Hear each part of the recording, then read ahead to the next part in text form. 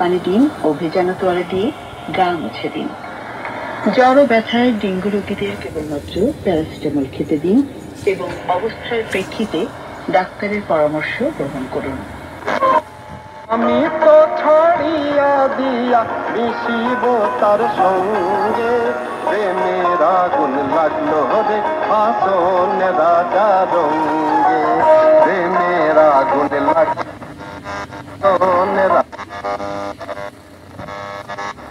নিভে না আগুন, নিভে না আগুন,